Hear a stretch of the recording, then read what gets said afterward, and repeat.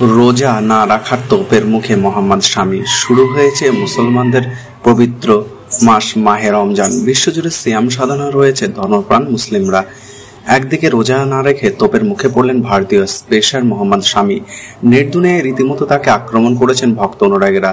তাদের মতে অনেক বড় বড় খেলোয়াড়রা রোজা রেখেই খেলেছেন, তাহলে শামি কেন পারবেন না?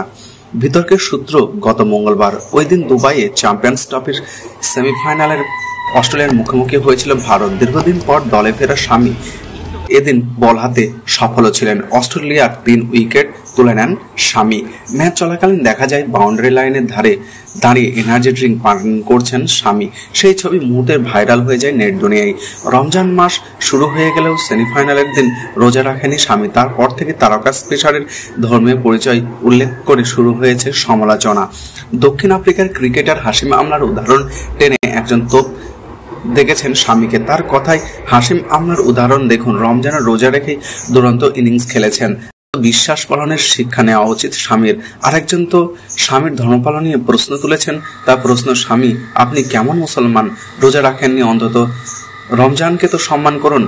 অনেকের মতে ফুটবলার তো রোজা রেখেই পুরো ম্যাচ খেলেন, তাহলে স্বামী পারবেন না কেন?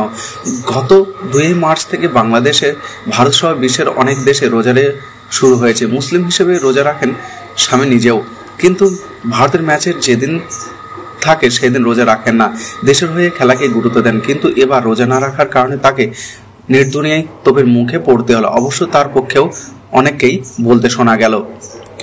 একজন লিখেছেন, দুবাইয়ের গরমের কন্ডিশনে 50 ওভারের ম্যাচ। দুবাইয়ে গরম কন্ডিশনে 50 ওভারের ম্যাচে রোজা রেখে খেলা চালিয়ে যাওয়া কঠিন। এছাড়াও আরেকজন বলেছেন, স্বামীর সিদ্ধান্তের প্রতি শ্রদ্ধা, রোজা রেখে খেললে পারফরম্যান্সের হেরফের হতে পারত।